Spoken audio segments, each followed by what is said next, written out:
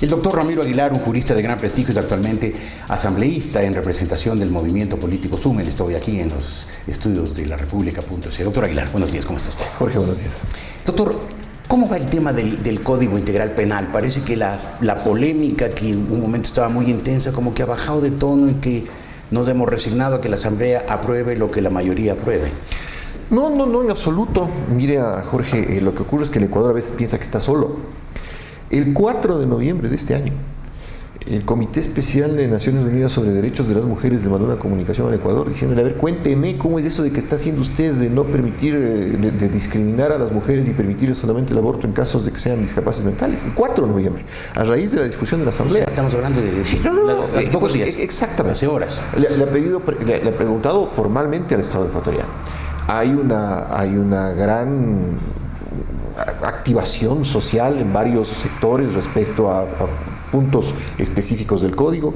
En el tema de los cibernautas del Internet hay una discusión muy clara sobre esta obligación que tienen de los abonados grabar el tráfico de Internet. Abonados podemos ser usted y yo. Claro. ¿Bajo qué argumento podemos grabar? Sobre todo cuando el propio Código Penal, artículos antes, tipifica el grabar la comunicación de Internet. Entonces, en un artículo dice si grabas delito, y en otro artículo dice usted tiene la obligación de grabar, solo por poner un ejemplo. En el tema de la mala práctica profesional el debate sigue. Los médicos han librado una gran lucha. Obviamente con buen criterio han ido directamente al Ejecutivo a discutir el texto del artículo correspondiente al Código Orgánico Penal, porque finalmente la mayoría de la Asamblea termina haciendo lo que el Ejecutivo dispone.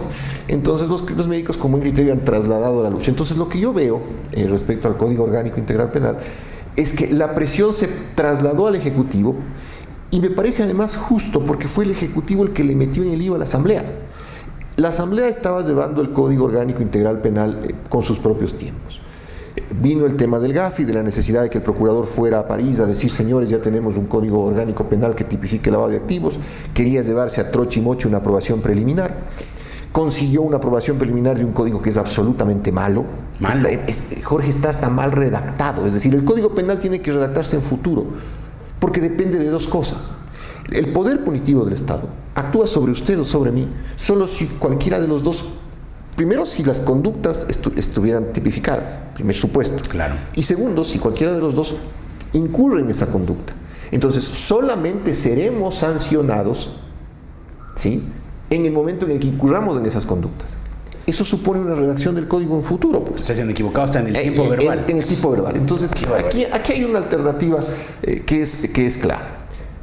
Que la Asamblea siga insistiendo en sacar un producto deficiente y de mala calidad, trasladándole el problema al Ejecutivo, porque el Ejecutivo, salvo que tuviera un veto integral, y cuando hablo de veto integral, de que por cada artículo puesto por la Asamblea tenga un artículo puesto por el Ejecutivo que sea mejor, y el veto sea veto el 1 por el 1, veto el 2 por el 2, veto el 3 por el 3, y así los 700 artículos, salvo que eso ocurra, el Ejecutivo finalmente va a tener un instrumento, Jorge, que es parte de una tormenta perfecta que se está cirniendo sobre el sistema penal ecuatoriano, pero una tormenta perfecta. Tienen jueces y fiscales nombrados a dedo por pseudos concursos, muchachitos de unos 25, 26 años de una insolencia absoluta y de una arrogancia y dependencia del poder que los nombró total, jueces literalmente trapos en la mayoría de los casos. Silenciosos y obedientes. Y guaype además, hacen lo que les piden, la mayoría de los casos. Así de grave. Pobres chicos. Pobres por su indignidad, por su servidumbre. Por supuesto, y además está quemando una generación, porque esos muchachos debieron salir a terminar su formación profesional, su formación académica, recoger experiencia, y con la experiencia suficiente tener independencia, imparcialidad y distancia del poder político. Claro. Eso no ocurre. Esos jueces y fiscales de muy mala calidad y obediencia al poder político van a tener un Código Orgánico Integral Penal deficiente en su redacción y con tipos penales mal escritos.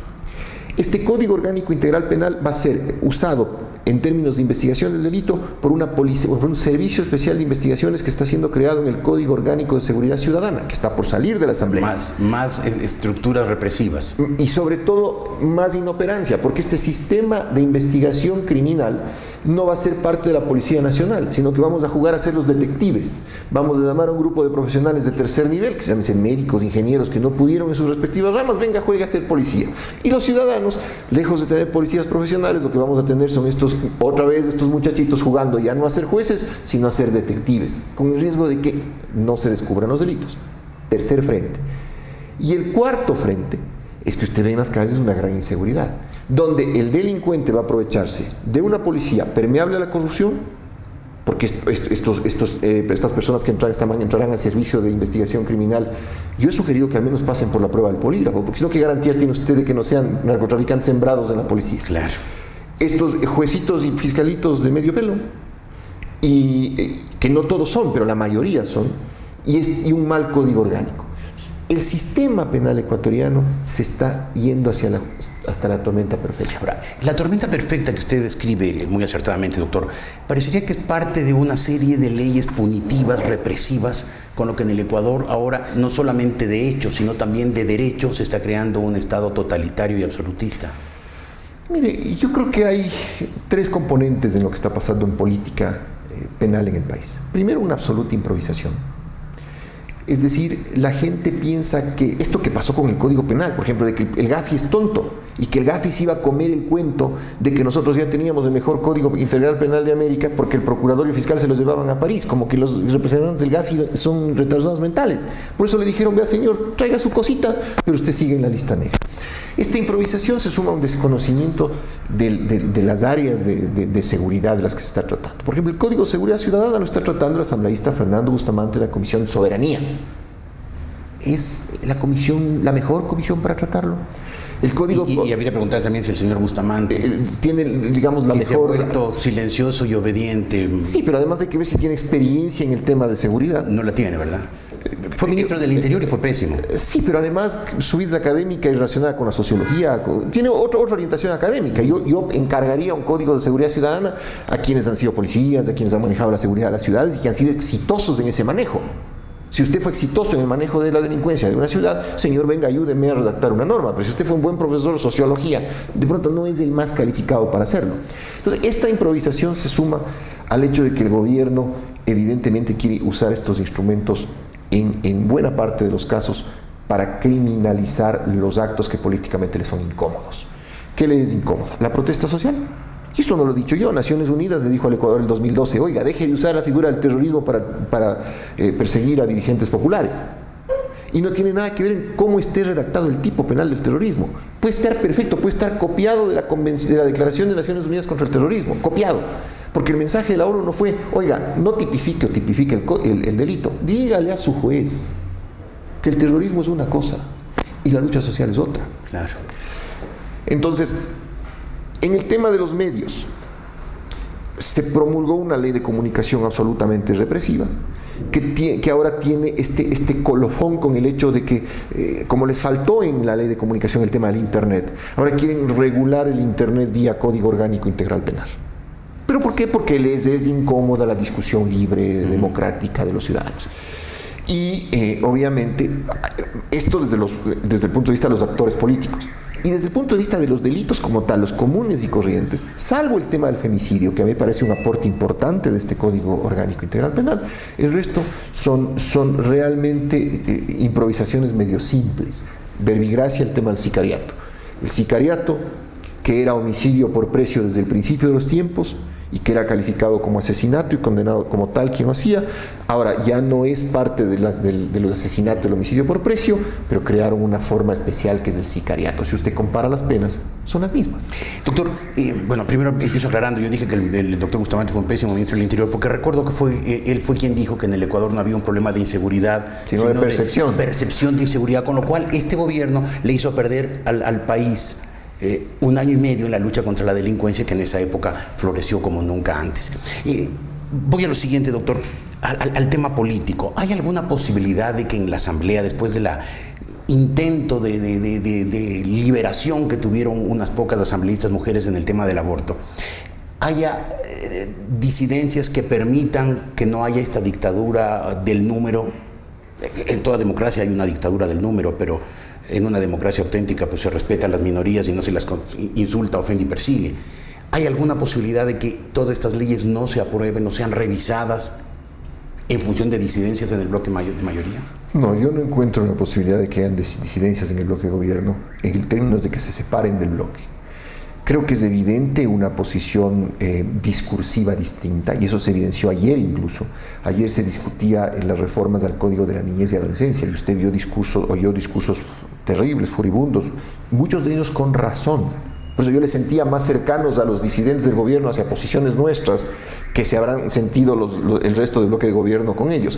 Me refiero al tema de la criminalización de la minoría de edad, de dónde van a estar internos los menores y los adolescentes sujetos a medidas socioeconómicas, los discursos del asambleísta Betty Carrillo, del asambleísta María Augusta Calle, de la asambleísta Soledad Peñafiel y del asambleísta Virgilio Hernández, tenían toda la razón. Es decir, fueron discursos muy coherentes, técnicamente impecables desde el punto de vista de la protección de los menores, pero que iban ¿contra quién? No contra nosotros, que somos la oposición y no hemos tenido nada que ver con la redacción del código, sino que fueron muy duros críticos de quienes han redactado el código. Quienes han redactado el código fue la Comisión de Justicia, que integran ellos mismos. Entonces, yo no veo ninguna posibilidad de disidencia, porque hay una disciplina y un rigor ahí mantenido a fuerza de... Como diría la gente en la calle, a carajazo limpio. Sí, a fuerza de imponer voluntades. Pero sí me parece, siendo un observador objetivo, que hay ahí dos posiciones radicales distintas de ver el país. Entonces, es una percepción de un observador ya en un punto objetivo. En sesiones de 8 o 10 horas uno ya... Cuidado con las percepciones. Percibo, pero esta es una percepción válida en la medida en la que no afecta a nadie, ¿no? Decir que la delincuencia es una percepción es ser un poco iluso, pero esta percepción mía llega a lo siguiente. Yo creo que al presidente Correa le está estorbando la izquierda. Y los asambleístas de izquierda que componen el Movimiento País están pegados a una especie de esclavo que se está liberando, que está mutando hacia la derecha. Una derecha desde luego totalitaria y también represiva, pero en su modelo, esta mutación del modelo de la matriz productiva no encubre sino un cambio, un giro ideológico. Entonces, si usted quiere que le haga un símil así medio curioso, a veces me parece que los asambleístas de izquierda se agarran a las piernas del presidente cuando el presidente camina hacia la derecha. Entonces es como que él quisiera liberarse, pero no puede, ¿no es cierto? Y en algún punto, Jorge, las condiciones económico y políticas del país van a hacer que el presidente, no ellos se quedarán aferrados a las piernas de su gestor hasta el final del camino. Pero él en algún punto tendrá que sacudirse, porque las medidas socioeconómicas que va a tomar van a ser distintas, y entonces le irán incomodando estos discursos en la asamblea de izquierda, con muchos de los cuales, les repito, yo me siento identificado, pero es que mi forma de entender la política no es una forma intransigente o totalitaria o antidemocrática. Si usted me dice, ¿qué cree usted, Ramiro Aguilar? Yo creo en principio en la Constitución, y creo en el derecho, y creo en los derechos de las personas. Los derechos de los niños, los derechos de las mujeres a poder decidir sobre su libertad sexual. Los derechos de todos los ciudadanos a expresarse libremente sin que insulten ni le persigan. Sin duda. Aunque no me guste, aunque algunos sean muy críticos conmigo, claro. Pero es un derecho del que yo disfruto. Pero que me puede sumar, le repito, a posiciones de izquierda en un punto, que lo hago además con absoluta tranquilidad, porque creo que es la posición de un demócrata liberal, un demócrata que respete el derecho. Ahora, ¿qué pasó en la izquierda correísta? Que se olvidó de esta condición de demócrata y de ser participativa y de involucrar a los electores, y quedó entrampada en las redes del poder, en haber desaparecido en las elecciones como candidatos y haber recibido una gran votación, pero como consecuencia de que el presidente entró en campaña. Entonces, con lógica política, el presidente se siente dueño de esos curules, y ellos desaparecen como personajes políticos, y hoy están pagando ese precio. O sea, pierden hasta su autonomía, su libertad de pensar. Sin duda. Doctor, una pregunta final. Usted sigue con el movimiento Suma. Mauricio Rodas va a ser candidato a la alcaldía de Quito, aún si es que no se logra una unidad de la oposición. Por si le cupiera alguna duda, querido Jorge, he venido con la corbata de Suma, así que soy Suma, soy parte del movimiento. Mauricio va a ser candidato a alcalde de Quito. Es el candidato mejor opcionado para disputar a un alcalde Barrera que está bien posicionado. El alcalde está con cerca del 49% de aceptación de los quiteños, aunque a algunos nos parezca extraño, pero es así. Incomprensible, pero es así. Pero hay que respetar esas cifras también. Entonces, y Mauricio arranca con un 26% que le posiciona. Pero si no se une toda la oposición en su torno, no llega. Jorge, yo respecto a eso tengo ciertas dudas. Yo prefiero seguir el modelo argentino al modelo venezolano. Se lo he dicho a Mauricio y se lo he dicho a Suma. Yo respeto mucho, así como Suma respeta mis posiciones legislativas, yo respeto sus decisiones políticas, soy parte del movimiento y desde luego votaré por Mauricio. Pero yo creo que hay que seguir el modelo argentino más que el modelo venezolano. El modelo venezolano de unirse a trocha y mocha a toda costa fue consecuencia de un gran cargo de conciencia de la oposición que se abrió del escenario político desde el 2005. Los argentinos, que acaban de tener un importante triunfo electoral, incluyendo desde luego la disidencia del kirchnerismo con Massa, han mantenido sus formas políticas. En un punto fueron muy pocos, pero esos pocos siguieron haciendo activismo político desde sus espacios. Y eso fue logrando que la sociedad argentina, sumada a una muy poderosa libertad de expresión, sin duda, hizo que la sociedad argentina vaya entendiendo los efectos totalitarios del kirchnerismo y su corrupción, que es fundamental. Entonces, en el tema ecuatoriano, en el tema de la alcaldía de Quito, mire, sumar pobrezas no necesariamente es significativo. Entonces, si un candidato tiene el 3%, que yo puedo llegar a esos votos haciendo una buena campaña, no saco nada haciendo un drama previo y decir que venga, que se una. Yo creo que es mejor formar una buena lista de concejales, dar alternativas a la ciudad sobre temas de movilidad, de seguridad, de transporte, de contaminación. Lo que me está diciendo es que Rodas va a la alcaldía, aunque sea solo, y aunque sea solo cree que le puede ganar a Barrera. Sin duda. A Barrera y a todo el inmenso aparato propagandístico del gobierno. Eso dicen los números, Jorge. Es decir, Mauricio, que está arrancando con el 26% sin haber sido candidato previo a la alcaldía de Quito, va a tener una campaña dura. Va a tener una campaña dura. No va a ser fácil, porque Barrera está muy bien posicionado y eso hay que reconocerlo.